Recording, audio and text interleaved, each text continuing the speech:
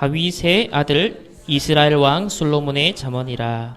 이는 지혜와 훈계를 알게 하며 명철의 말씀을 깨닫게 하며 지혜롭게 공의롭게 정의롭게 정직하게 행할 일에 대하여 훈계를 받게 하며 어리석은 자를 슬기롭게 하며 젊은 이에게 지식과 근신함을 주기 위한 것이니라.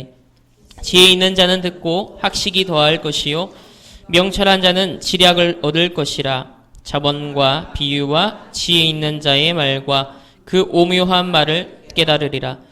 여호와를 경외하는 것이 지식의 근본이거늘 미련한 자는 지혜와 훈계를 멸시하느니라. 아멘. 우리 시편에 이어서 우리 잠언 첫 번째 시간입니다. 오늘 지식의 근본입니다.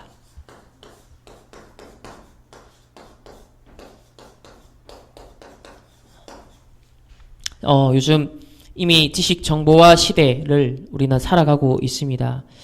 지식도 이 정보가 얼마나 많은 가치를 만들고 또 경제, 이 세상을 지금 움직여가고 있는데요. 그런데 오늘 성경에서는요, 이 모든 지혜, 지식의 근본에 대한 답을 우리에게 주고 있습니다. 그래서 이 지식의 근본은 여호와를 경외하는 것이다. 우리 지난 시편을 마무리하면서 여호와를 송축하라, 여호와를 경외하라, 이게 전부 다 하나님을 향한 어떤 집중이다라고 말씀을 나누었습니다. 그래서 이 여호와를 경외하는 것은 단순히 예배에 와서 우리가 하나님께 찬양하고 기도하고 말씀 듣고 이런 종교적 행위만을 포함하는 것이 아니라 모든 세상의 정치, 경제, 사회, 문화, 또 이런 지식, 지혜, 모든 것을 포괄적으로 아울러서 그 근본이다라고 성경은 말씀하고 있습니다. 그래서 우리가 천국 가기 위한 어떤 티켓을 따는 그런 신앙생활, 그런 종교생활을 하는 게 우리 기독교의 진짜 본질은 아닙니다. 그거는 예수 믿으면 당연히 지금 하나님의 자녀가 되고 우리가 죽어서는 천국 가는 건 당연한 거예요. 그건 당연한 것이고 그걸 얻기 위해서 우리가 지금 막 신앙생활하고 교회에 오고 아니거든요. 우리는 이 세상에 하는 전도자로 부름받았고 지금 모든 지식 갖고 있지만은 여호와를 아는 이 영적 지식 하나 없어서 멸망하는 재앙으로 치닫고 있는 세상에 지식의 근본이 무엇인지, 지혜의 근본이 무엇인지 정말로 이것을 알리는 우리의 인생을 하나님 허락하신 거예요. 그래서 이런 우리의 정체성을 가지고서 먼저 우리가 회복해야 될 것, 여호와를 경외함이 과연 무엇인가? 지난주에도 말씀 나누었습니다. 여호와를 경외하다라는 걸 영어로 fear of God이라 했습니다.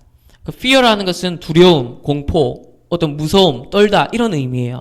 근데 fear of God이라 했을 때 성경에서 그 뉘앙스는 뭐냐면 어떤 공포와 두려움의 대상으로서의 하나님이 아니라 우리가 정말 존경스럽고 너무나 저분 존경이 된다 라고 했을 때 그 떨리는 어떤 경외심이 일어나는 바로 그것을 가리켜서 우리는 경외하다라고 하는 거예요. 그래서 하나님에 대해서는요, 하나님의 그 크신 사랑과 그 하나님의 은혜와 하나님의 그 무한하심에 내가 감격, 감동, 또 그런 영적 지식을 내가 발견함으로써요, 막 부딪혀오는 전율, 그 떨림, 그것을 우리는 경외함이라고 그렇게 표현합니다. 그래서 하나님 앞에 나아갈 때, 우리가 예배 앞에 나아갈 때, 말씀을 받을 때 사실 그 떨림이 있어야 됩니다.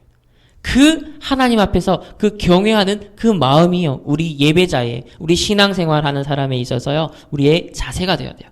그래서 오늘 지혜, 지식의 근본이신 여호와를 경외함이 바로 이 지혜와 지식의 근본이라 했는데, 요즘 세상에서는 인문학 시대라고 합니다.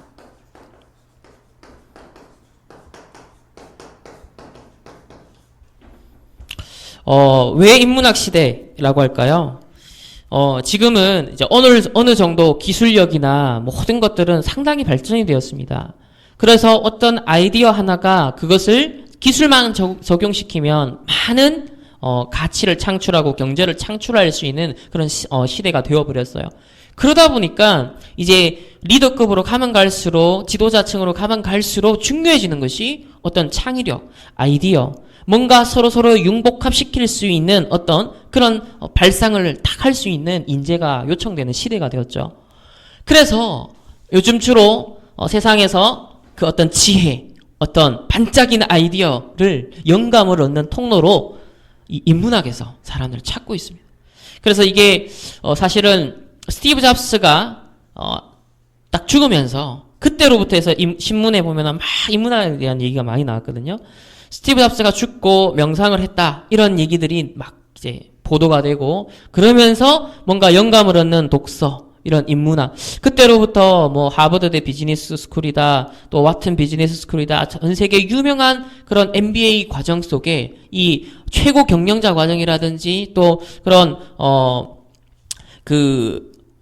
비즈니스 석사 과정이라든지 여러 가지 그런 학교에 도입되기 시작했는 게 바로 인문학, 교양 과목으로, 필수 과목으로 이런 인문학에 대한 공부들이 의무적으로 이렇게 도입이 되기 시작했습니다. 그 흐름이 거의 10년도 아직 사실 안 되거든요. 한 5년, 7년 정도 되거든요. 그런 흐름 속에 인문학 시대가 뜨는데, 뭣도 모르고 요즘 애들은 또 인문학 막 공부 안 하면 안 되는, 대학 가면 전부 다 막 인문학 기본적으로 뭘 해야 되는 이런 시대가 되었는데요. 평상시에는 보지도 않던 공자의 어떤 논어라든지, 또 노자의 도덕경, 맹자, 장자, 우리 옛날에 그 도덕 시간에, 중학교, 고등학교 때 도덕 시간에 이제 그냥 단편적으로만 배웠던 그런 사람들 있잖아요. 그런 유명한 사람들의 책들이 오늘날 새롭게 읽혀지고 또 평가되어지고 있습니다. 이런 인문학 고전 읽기가 유행하는 이유가 거기서 옛 지혜, 그것이 오늘날 영감을 주고 통찰력을 준다. 그래서 막 안 읽던 이런 고전 읽기에 대한, 인문학 읽기에 대한 책들, 그리고 그걸 더 쉽게 하기 위한 많은 안내하는 책들도 막 쏟아지고, 그런 것들이 일약 베스트셀러 지금 많이 뜨고 있는 그런 시대가 되었습니다. 그래서 이 잠언은요, 누가 주로 많이 기록을 했냐면 바로 솔로몬이 기록을 많이 했습니다. 지혜의 왕이라고 알려지고 있는 이 솔로몬이 기록한 바로 지혜의 압축 버전, 모든 지혜의 가장 핵심을 담고 있는 것이 바로 잠언이에요. 그래서 세상에서도 이런 지혜를 얻고자, 통찰을, 영감을 얻고자 이 인문학에 눈을 돌리는데, 우리는 그 정도가 아니라 정말 이 잠언, 하나님의 말씀 속에 있는 지혜의 근원, 지식의 근원을 우리는 알 수 있는 그런 하나님의 자녀입니다. 그래서 전도자, 우리 또 남은 자, 렘넌트로서 필요한 그릇을, 이 시대를 살아가고 살리는 데 있어서 필요한 그릇을 준비하는 그런 통찰을 우리에게 주는 것이 바로 이 잠언입니다. 그래서 잠언은 31장까지 있습니다. 우리가 한 달이 보통 이제 30일 혹은 31일 이렇게 있거든요. 그래서 이 31장으로 구성이 된 것은 우리가 매일 한 장씩 읽으면서 하나님의 지혜, 모든 지혜와 지식의 근본이신 그 하나님을 만나고 그분의 지혜를 얻는, 여호와를 경외할 수 있도록 우리에게 딱 31장으로 구성이 되었습니다. 사실 박사학위 10개를 가진 사람이 주는 그 어떤 지식이나 경험보다도 우리에게 확실한 인생의 진리로 이끄는 그 멘토 역할을 하는 것이 하나님의 말씀인데, 그 중에서도 우리가 세상을 살아가고 인간관계를 하고 사회생활을 하고 모든 일을 하고 미래를 어떻게 준비를 해야 될 것이냐 등등의 우리가 인생에 대한 어떤 그릇을 준비하는 지혜 중에 지혜를 담고 있는 그런 바로 책이 이 잠언이다라고 보시면 되겠습니다. 그래서 지혜의 마치 보화 창고다,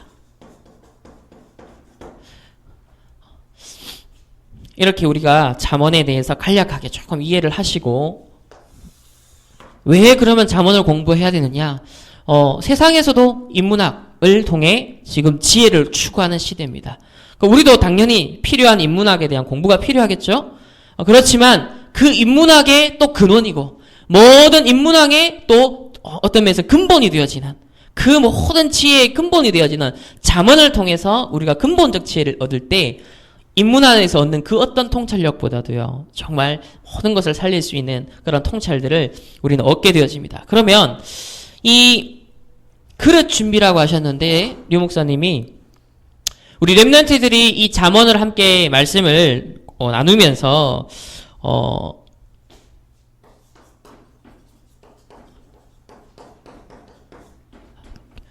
그럴 준비를 하되 유대인의 딕테이트 타임이라는 것을 참고할 것을 이번 달에 말씀을 주셨습니다. 딕테이트 타임이라는 것은 뭐냐면 유대인들이 매일매일 짜는 일정표입니다. 일정표를 짜는 습관이 있어요.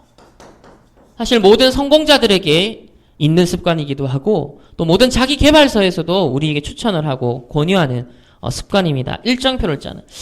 이걸 짜고 안 짜고는 사실 지금은 당장은 잘 모르지만 그것이 나중에 결과적으로는 굉장한 차이가 나는데요. 제가 청소년 고등학교 1학년 때 아마였을 겁니다. 그때 청소년 전도 신학원에서 제가 잡았던 메시지가 바로 이 딕테이트 타임이라는 말씀이었어요. 저런 말씀이 있었어? 유대인들은 이렇게 시간 관리를 하고 이렇게 기록을 하고 이렇게 일정표를 짠다 라는 그 말씀을 들으면서 그것이 저와는 너무나 거리가 멀었던 저 모습을 발견했습니다. 일정표도 없고 계획도 없고 시간은 그냥 하루 일어나면 또 학교 갔다 오면 노는 시간 있으면 비디오 보고 만화책 보고 그냥 그렇게 아무 계획 없이 비전 없이 살았거든요. 중학교 때. 그런데 고등학교 1학년을 시작하면서 이 딕테이트 타임이라는 걸 들으면서 야, 유대인들은 저렇게 살아가는구나. 벌써 13세 때부터 저런 삶을 사는구나. 라는 것이 일단 도전은 되었어요. 실천은 안 되고 적용은 다 안 되었지만 일단 깨닫고 저런 게 있구나. 라는 나와 다른 모습을 보게 되었습니다. 그런데 그때부터 조금 이 일정표도 나름대로 짜보고 계획성도 조금 있게 도전해보고 했던 그것이 5년이 지나고 10년이 지나니까요. 지금은 조금 이제 이게 참 필요하구나, 이게 도움이 된다는 것을 이제 조금 느끼거든요. 그래서 지금 당장 안 하지만 유 목사님도 어릴 때 방학 계획 다 세워놓고 그게 실천됐냐? 전혀 안 됐다라는 거예요. 완벽한 계획을 세워놓고 작심삼일 다 끝났다는 거죠. 근데 지금 와서 보니까 완전 스케줄 없이 이 일정표 없이는 도저히 살 수 없는 이미 짜여진 스케줄 속에서 살아가야만 되시는 그런 전도자가 되셨어요. 어느 날 성취되는 시간표가 온다는 거예요. 그렇다면 우리 랩런트들에게도 사실 한 대학생 정도만 시기가 돼도 이런 일정표 없이 움직여버리면 완전 엉망이 됩니다. 많은 일들을 동시에 처리할 수가 없어요. 소화해낼 수가 없습니다. 그래서 우리 랩런트들이 만약에 이 중학교 때부터 대학교 때부터 조금 일정에 대한 자기 시간에 대한 요런 관리할 수 있는 생각이 들어간다면 사실은 굉장히 대학생 때 앞서갈 수 있는 그런 배경이 되어지겠죠. 노벨상의 거의 3분의 1을 휩쓴 유대인들, 그 저력이 뭘까요? 바로 그 배경에는 근본적으로는요, 사실 하나님이 이스라엘에게 성경을 주셨습니다. 하나님 말씀을 알리셨어요. 이 하나님의 말씀이라는 근본을 이 유대인에게 주셨고요. 그러면서 유대인들은 이 일정표를 짜는 딕테이트 타임이라는 것을 다 가지면서 사실 성공자를 많이 배출했다라고 하십니다. 그래서 노벨상을 휩쓸 수밖에 없는 우리나라 사람들은 아직까지 그 노벨 평화사 외에는 아무도 이 노벨상을 받지 못했습니다. 이번에 일본, 중국 다 노벨상을 받았는데 우리나라가 사실 기술적인 부분에서 상당히 더 앞선 부분들이 있거든요. 그런데 노벨상은 못 타요. 왜 그럴까? 이런 많은 배경들을 사실 보여줍니다. 우리는 한국 사람들의 특징을 보면 그냥 닥치는 대로 기분 내키는 대로 막 즉흥적으로 하는 욱하는 이런 습성이요. 우리 민족에 있거든요. 그래서 뭔가 꾸준하게 저력 있게 그것을 쭉 지켜봐주고 거기에 대해서 뿌리 내려가고 예를 들면 실패를 거듭해도 5년이고 계속 밀어주면서 할 수 있는 어떤 그런 환경을 조성해 주지 않습니다. 한두 번 실패하면 끝입니다. 그거는. 근데 주변 나라라든지 이스라엘은 절대 안 그래요. 딱 10년, 5년 지켜보면서요. 계속 될 수 있는 방향으로요. 근데 돼요. 결과가 얻는 거예요. 이런 환경이 되어지니까 사실 유대인들은 다르죠. 그래서 유대인들은요. 심지어 아이들이 자기랑 친한 친구가 갑자기 놀러와도 미리 약속된 게 아니면 그 친구를 안 만난다고 해요. 저도 이 얘기 그대로 고등학교 때 이 딕테이터 타임에 대한 말씀을 주실 때 벌써 10수년 전이죠. 그 얘기를 들었고 조금 충격이었습니다. 친구는 그냥 바로 그냥 필 꽂히고 만나면 할 수 있는 게 친구지 생각했는데 유대인은 무슨 이게 친구냐 이런 생각을 했거든요. 그런데 시간이 가면 갈수록 인생에 진짜 도움되는 친구는 이런 거구나. 이런 부분이 되어지는 친구들과의 만남이 될 때 또 다른 만남들이 이어지고 축복들이 이어진다는 거. 그런데 우리는 무계획적이고 갑작스럽고 즉흥적이고 필이 꽂히면은 뭔가 확 하는 이런 것들이 뭔가 친구고 노는 것이고 이게 우리의 정서예요. 한국 사람이 갖고 있는 정서예요. 근데 유대인은 그렇지 않다라고 하십니다. 그래서 우리 렘넌트들이 쉽게 말해서 24시의 축복을 누려야 된다. 24시를 정말 2시간처럼 아무 쓸모없이 그냥 훅 날려버리는 사람이 있는가 하면 하루를 살아도 이 24시를 꽉 차여서 사는 사람이 있어요. 그러니까 보통 사람들의 10배 이상의 일과 그 가치를 만들어내는 사람들이 있어요. 그러니까 소위 말하는 그런 사람들이 세상의 이제 리더들이 되죠. 이 24시라는 것은 모든 사람에게 독일하게 주어진 자원이라고 합니다. 그래서 세상에서도 자기 개발하는 사람들이 뭐라 그래요?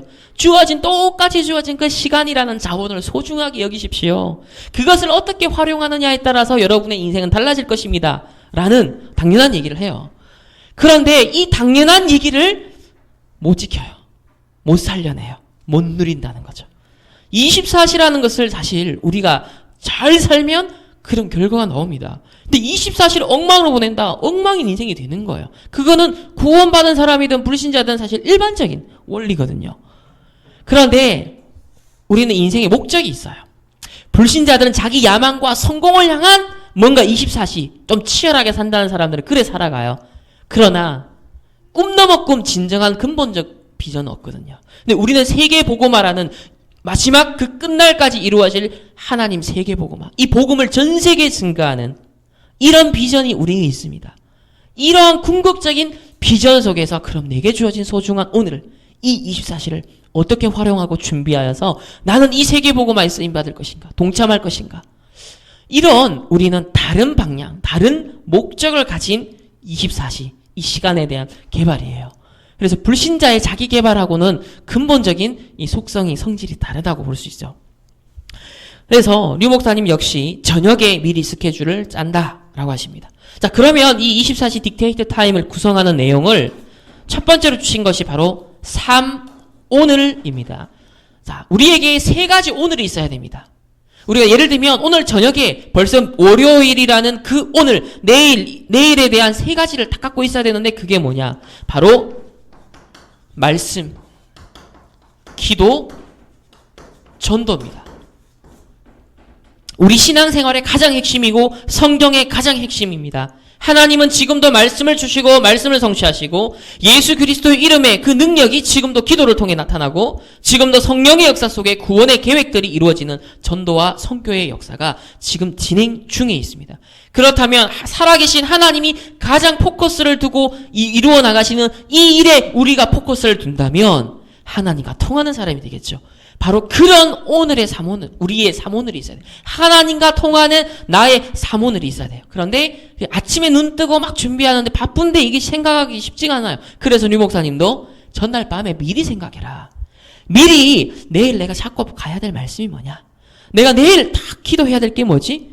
내일 내가 찾아내야 될, 누려야 될 전도가 뭐지? 라고 미리 그 전날 밤에 질문하고 생각하고 기록해라 말씀하십니다.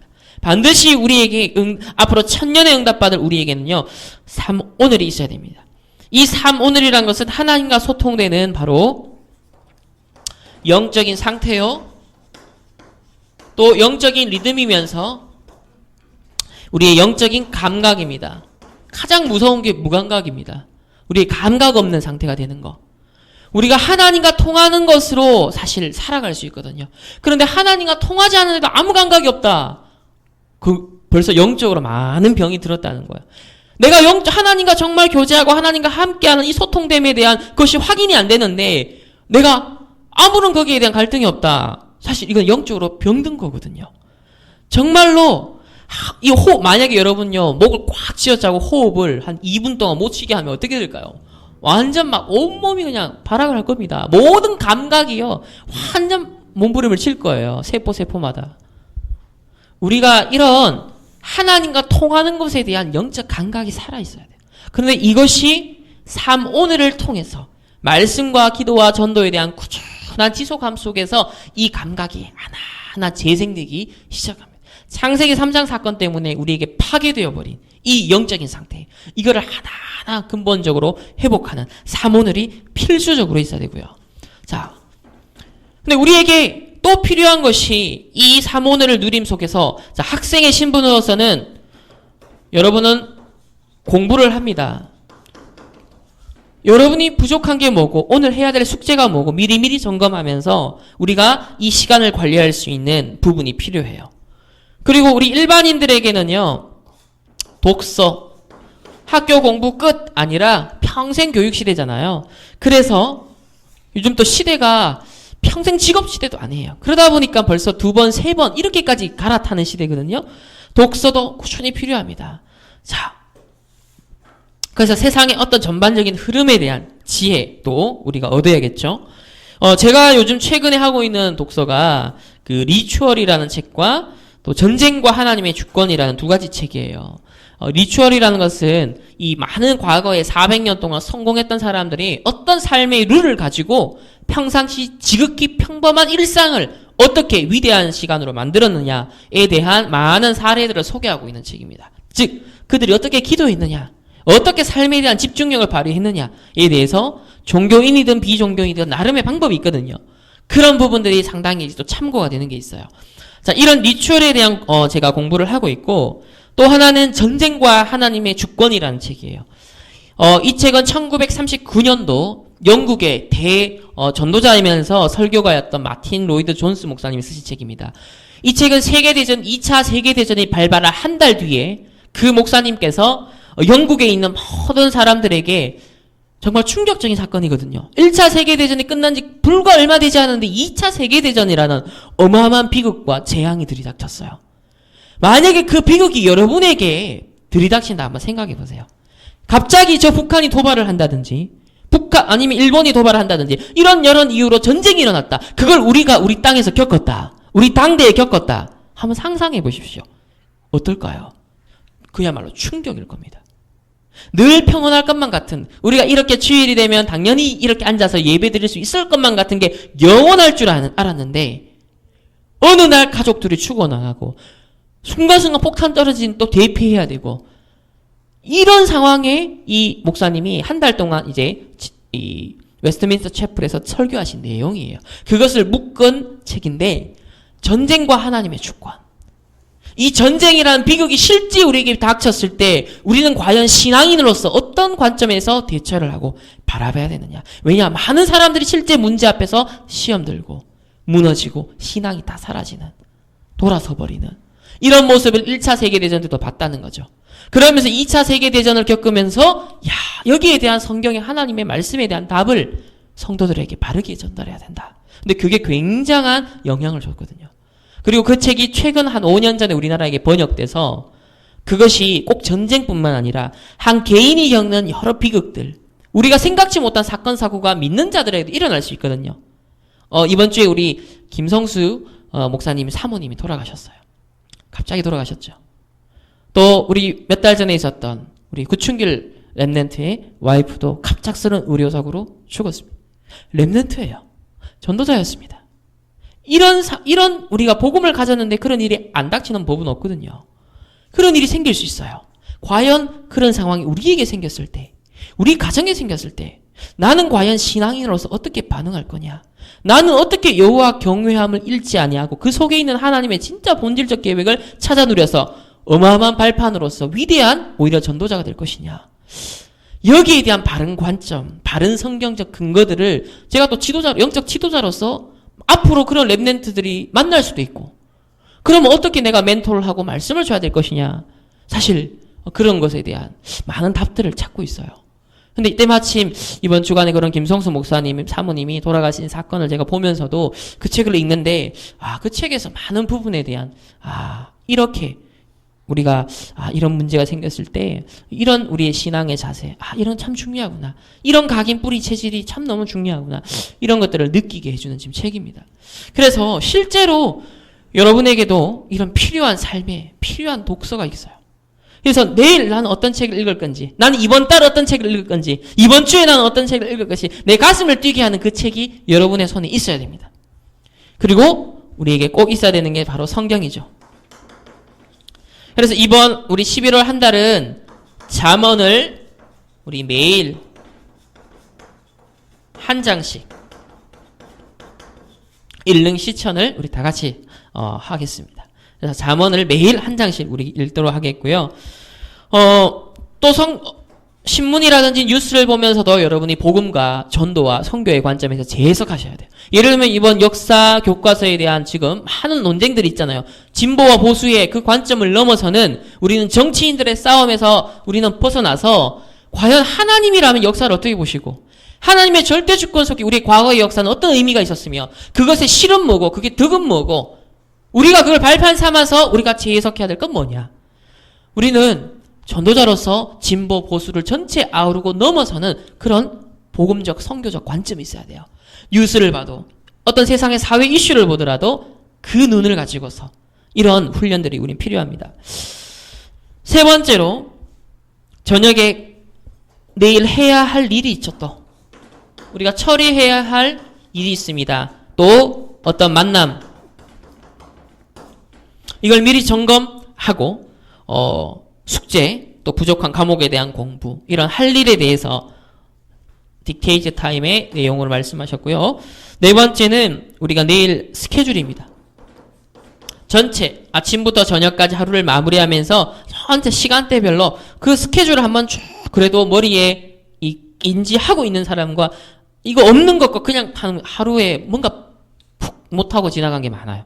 빠뜨리고 지나가 아차 나중에 밤에 딱 생각나고 이거 했었어야 되는데 이런 게 의외로 많이 발생해요. 그게 일을 많이 하게 될수록 사실 그 빈틈이 많이 생기거든요. 그래서 스케줄 관리할 수 있는 습관이 여러분이 필요합니다. 그러나 방향이 있습니다. 단순히 내가 일 잘하기 위한 스케줄이 아니에요. 뭐냐? 모든 스케줄을 이용한 하나님의 전도의 계획이 무엇일까라는 방향이 있어야 됩니다. 전도의 방향을 둔 스케줄 점검이 되셔야 됩니다. 그리고 다섯 번째로 하나님이 이 시대에 나에게 원하시는 특별한 전도가 있다. 하나님이 이 시대에 내게 원하는 특별한 전도가 뭘까? 이거는 아직 우리 잘 모를 수 있습니다. 그러나 뭘 해라고요? 질문하라. 하나님이 오늘 내게 원하시는 특별한 전도가 뭘까? 예를 들면 지금 우리 교회 입장에서는 지금 에티오피아 선교, 아프리카 선교라는 특별한 전도라는 미션에 왔어요. 그럼 이게 우리와 관계가 있어야겠죠. 이런 질문들, 하나님이 이 시대에 우리 특별히 원하는데 많은 세계복음화 속에서 우리는 뭐예요? 에티오피아 선교라는 걸 미션으로 먼저 주셨구나. 특별 전도죠. 이런 생각이 우리의 삶 속에서 있어야 됩니다. 자, 그런데 우리 목사 뭐라 그랬냐면요. 이렇게 스케줄을 짰는데도 다음날 살아보면 거의 짜놓은 대로 못 살 때가 내가 많았다. 이 목사님도 그랬대요. 짜놓은 대로 산 적이 없대요. 우리도 그런 거예요. 그래서 되다가 안 되다가 하는 게 당연하다. 일단 인정하고 우리는 들어갑시다. 자, 그러면 중요한 것은 뭐냐면요. 이렇게 짜놓은 대로 못 살지만 어느 날 이것이 응답으로 다가게 오는 시간표가 있다는 거죠. 이것을 지속할 때 하나님의 인도가 보이는 응답이 옵니다. 하나님의 인도가 보이는 응답. 아주 중요한 표현이에요. 하나님의 인도가 보이는 응답. 이게 보여야 되는 거예요. 안 보이는데 우리가 뭘 하고 이게 진짜 한계가 오거든요. 그런데 하나님의 인도가 선명하게 보이기 시작합니다. 근데 그 배경에는 뭐가 있냐면 벌써 이런 오늘이 쭉 1년, 2년, 5년, 10년을 쭉 살아오는 중에 이제 인생의 어떤 중요한 결과물을 내야 되는 무엇인가 어떤 프로젝트를 진짜 해야 되는 그런 시점이 올 때는 하나님의 인도, 선택의 그 기로에서 하나님의 인도가 보여요. 그런데 이거 없는 상태에서는 이게 사실상 어떤 면에서는 마치 로또 복권 그냥 찍기 이렇게밖에 안 돼요. 그래서 이게 이대로 살아는 게 문제가 아니라 이런 딕테이트 타임을 24시의 삶을 이 쭉 살아가면 지속하다 보면은 하나님의 인도를 받는 상태가 되어지고 그 하나님의 인도받는 흐름에 내가 있게 되어지는 거예요. 이렇게 돼야 정확한 응답을 받을 수 있습니다. 그래서 어느 날 말씀, 기도, 전도 이게 맞나 안 맞나 고민도 하고 이 오늘의 말씀 이래 잡는 게 맞는지 오늘의 전도 이렇게 잡는 게 맞는지 막 들쭉날쭉 하거든요. 고민하거든요. 그런데 이렇게 이런저렇게 고민하고 우리가 다 지속을 했는데 뭐가? 말씀이 성취되기 시작해요. 기도의 응답이 보이기 시작합니다. 전도의 문이 보이기 시작합니다. 이런 응답이 이게 진짜 되어져야 말씀 성취, 기도 응답, 전도의 문이 열려지는 이게 진짜 되어져야 진짜 신앙생활의 맛을 보는 것이다.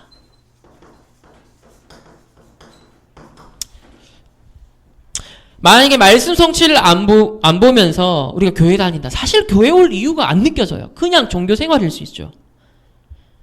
우리가 말씀 성취를 진짜 확인하게 되어질 때 우리가 무슨 힘을 받느냐? 기도할 수 있는 힘을 얻는다 했습니다. 이것을 지속하게 되어질 때 전도의 문이 열려진다 라고 하셨어요.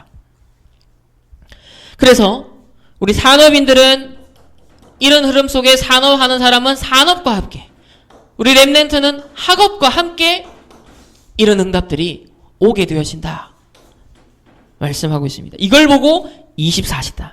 자, 이런 24시가 우리의 삶에 지속이 되다 보면 어떤 응답이 오느냐? 가장 중요한 응답. 일심, 전심, 지속이라는 진짜 응답이 와요. 근데 제일 안 되는 게 이거예요. 일심 안 됩니다. 전심 안 돼요. 지속 못합니다. 사실 이게 안 되거든요. 이거는 영적인 것이든 일반적인 것이든 일심, 전심, 지속이라는 응답이 굉장히 중요해요. 사회 세상에서도 한 우물을 파는 사람이 전문인 되어지고 나중에 어느 날 그 사람 별거 안 했는데 한 우물을 팠는데 막 TV에 나오고 이러잖아요. 이게 일심, 전심, 지속. 그 사람에게는 뭔가 딱 그걸로 꽂힌 집중된 뭔가가 있었다는 거죠. 그런데 그게 마음 그냥 먹는다고 해서 되는 게 아니라 전도자에게는 이런 흐름과 배경 속에서 일심이 되어지고 전심이 되어지고 지속이 되어진다. 우리가 창세기 3장 이후로 우리는 어떤 상태냐면 공허하고 또 혼돈 가운데 있으며 흑암에 뒤덮인 상태라 했습니다. 흑암, 혼돈, 공허. 이게 우리의 마음의 상태고 우리의 생각의 상태입니다. 그런데 공허, 혼돈, 흑암 가운데 있는 우리의 생각, 마음의 상태가 어떻게 되어 있냐? 정리가 되어지는 상태. 우리의 생각과 마음이 정리되는 상태. 이게 제일 큰 응답이에요. 제일 큰 축복입니다. 그래서 빌립보서 4장 6절 7절에도 뭐라고 해서 평강의 하나님께서 너희의 생각과 마음을 지키시리라. 기도할 때 받는 최고의 응답이 뭡니까? 우리의 생각과 마음이 일심, 하나의 마음이 딱 되는 거예요, 그냥. 그런데 왜 어려워요? 온갖 생각, 온갖 마음이 막 분산되고 떠오르니까요. 그게 결국 집중이 안 된다는 거죠. 일심이 될 수가 없어요. 그러니까 일심이 안 되니까 내 것을 온전히 전심으로, 전적으로 올인하는 이게 안 되는 거죠. 그 지속할 수가 없죠. 당연한 겁니다. 그런데 이런 우리의 말씀, 기도, 전도 속에 이런 딕테이트 타임 속에서 우리의 그릇을 준비하게 되어지면 우리의 내면에 이 공허와 혼돈과 흑암의 상태가 정리, 정돈이 되어지기 시작합니다. 자, 이럴 때 비로소 진짜 우리에게 부딪혀오는 게 뭐냐? 천명. 하나님의 시대적 계획이 보여집니다. 그리고 그 시대적 계획이 내 비전이 되는 소명. 이것 때문에 날 불렀구나. 그리고 사명. 내가 여기에 목숨 걸어야겠지. 내 인생을 걸어야겠다. 천명. 하나님의 계획 천명. 그것을 위해 나를 부름받았구나. 그리고 내가 여기에 올인해야겠구나. 소명과 사명이 진짜 부딪혀오는 거죠. 이렇게 되어지면 하나님이 내게 세계복음을 위해 원래부터 주셨던 달란트가 살아난다 했습니다. 달란트가 살아난다. 달란트가 살아나면서 그것이 무엇으로 가느냐? 유일성의 응답으로 가게 되어 있다. 그리고 복음과 관계에 있고 교회의 응답과 관계에 있는 헌신의 응답. 복음과 교회의 응답과 관계 있는 헌신입니다.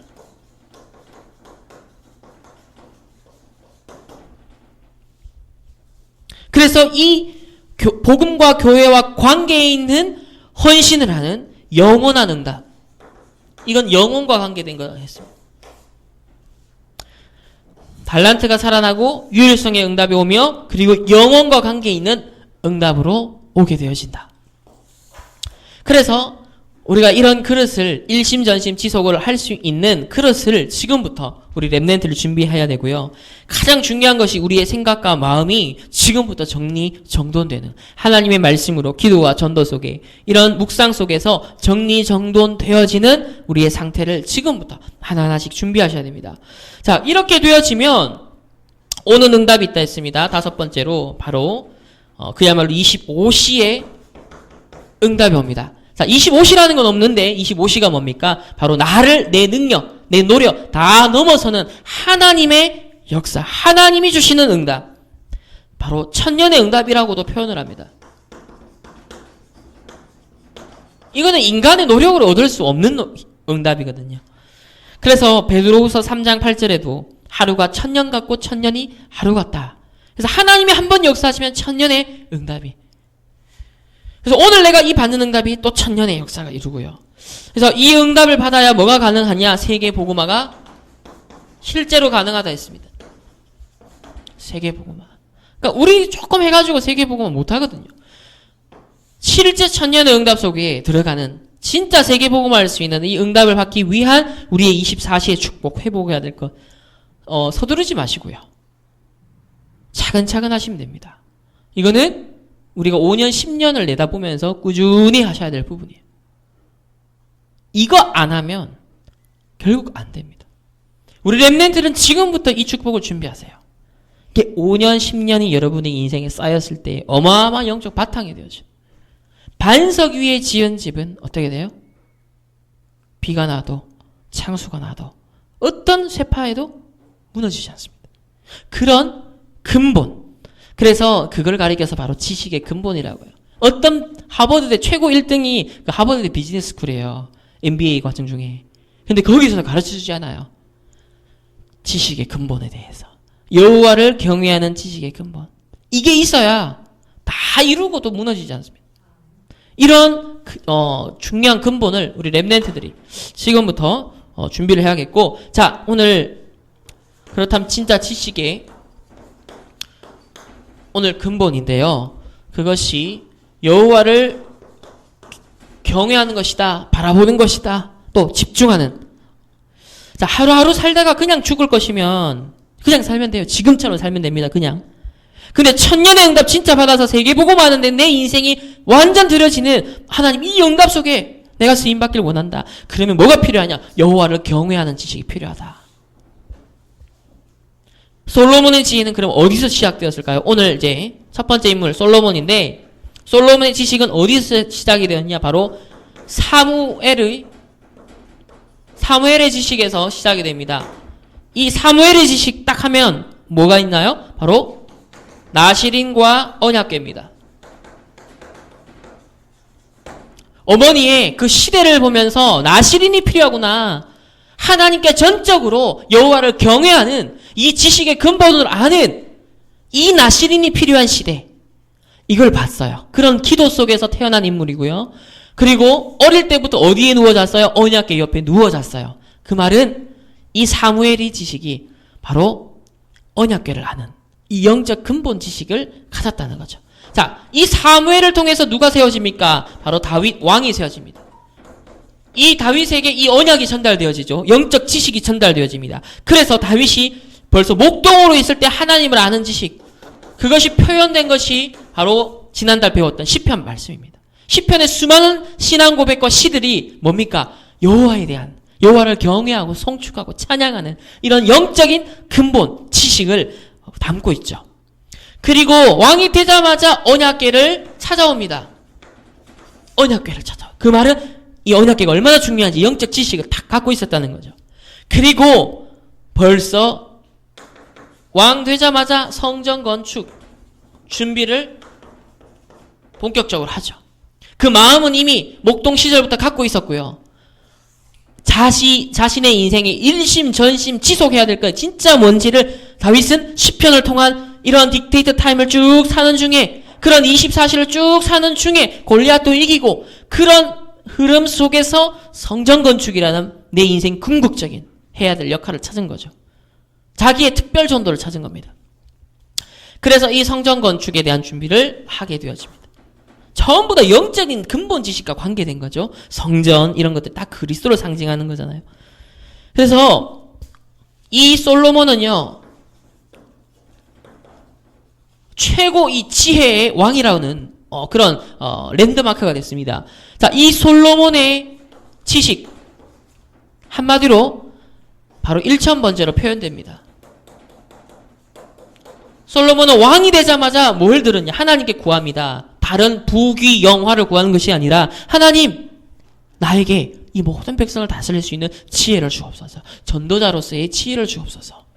필요한 지혜를 구했어요. 그러면서 이 지혜를 구하기 전에 뭘 드려요? 1000번째 예배 드립니다. 하나님 앞에 여호와를 이게 1000번에 걸쳐서 했다라는 것과, 혹은 한 번에 1000마리의 이 짐승들을 다 잡아가지고 번제를 드렸다라는 이 두 가지 가능성을 다 열어두고 있어요. 학자들은. 어쨌든 뭐냐면 핵심은 여호와를 바라보는 그 경외함이, 이 1000마리를 잡든 1000번을 드렸든 뭔가에 일심전심 지속 집중했던 이 경외함이 느껴지시죠. 이런 솔로몬에게 하나님이 지혜와 거기에 더하여 모든 부귀영화 성공을 다 더하여 주셨습니다. 영적 이 근본, 이 지식의 중요성을 솔로몬은 알고 있었다는 거죠. 결론입니다. 그럼 우리에게 어떻게 이것을 적용을 해야 될까요? 자, 우리는 복음을 누리는 것에 집중하는 리추얼이 필요합니다. 세상에서도 지금 영성 시대라 그러죠. 개인 영성 시대. 세상에서도 뭔가 지금 전문인들로 가면 갈수록 종교를 떠나서 뭔가 영성, 명상, 뭔가 자신을 비우고 아니면 자신을 집중시키고 내면의 힘을 키워나가는, 뭔가 마음을 다스려가는 이런 흐름 속에 지금 영성시대예요. 그러면서 나를 유지하고 나를 업그레이드 시키고 내가 뭔가 도전하기 위한 힘을 얻는 방법, 그런 리추얼을 사람들마다 개발하고 있습니다. 그래서 뭐 영화배우 우리 설경구 씨 같은 경우는 줄넘기 5,500개 줄넘기 하면서 자신을 찾는 이 리추얼이라고 표현을 했고요. 또 스티브 잡스는 명상을 통해서 자기를 찾고 다른 세계로 들어가고 이런 비밀이 있었습니다. 이런 영성시대의 리추얼은 지금 신자 불신자든 다 관심을 갖고 있어요. 그런데 오늘날 청소년들은 어떤 상태냐? 팝콘 브레인 상태가 되었습니다. 팝콘 브레인, 팝콘 아시죠? 전자레인지 돌리면 어떻게 돼요? 갑자기 팡 터지면서 이제 팝콘 된단 말이에요. 이 팝콘 브레인이 뭐냐면 스마트폰 중독으로 뇌가 무감각해지는, 무기력해지는 상태인 거예요. 왜? 워낙 자극적이고 빠르고 막 빨리빨리, 그리고 뭔가 진짜 뭐랄까요? 요즘 게임 같은 거 보면 얼마나 잘 만드는지 우리의 뇌를 자극시키는 요소가 굉장히 많거든요. 그러다 보니까는 일상생활에 와서는 그런 판타스틱한 게 없거든요. 그런 뭔가 자극적인 건 없거든요. 그러니까 그 뇌의 상태를 갖고 일상을 보면 무감각해지는 겁니다. 무기력해지는 거야. 뇌가 일상생활에서는 흥미를 놓쳐버리는 거예요. 흥미를 잃어버리는 겁니다. 근데 게임을 하면 몰입이 되죠. 뭔가 웹툰을 보고 뭘 하면 몰입이 돼요. 왜? 우리의 말초신경을 자극하는 것들이 많거든요. 근데 여기에 길들여서 중독이 된 상태에서 일상을 살아가면 무기력해지는 겁니다. 힘이 없어서요. 이런 것을 지금 전문인들은 뭐라고 하냐? 팝콘 브레인 상태라고 얘기를 합니다. 그 상태에서 공부가 안 돼요. 예배도 안 됩니다. 이 사단의 전략 중에 하나죠.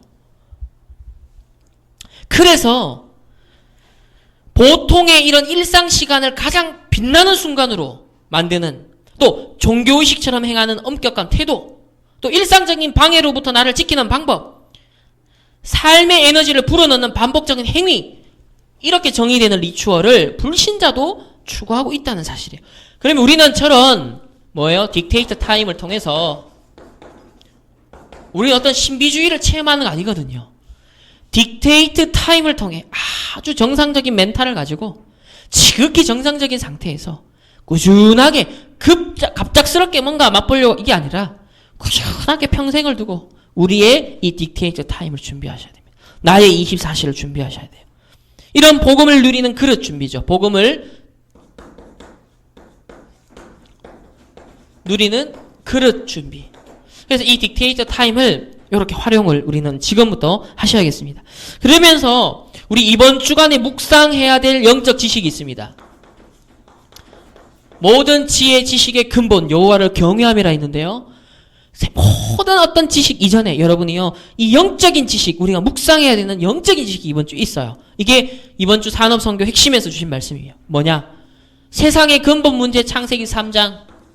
하나님 떠난 사건이자 내가 신이 되고 내가 주인 되는 사건. 그것이 오늘날 내게 계속 우리 일상에 일어나고 있는 사건. 내가 주인 된 거예요. 내가 주인.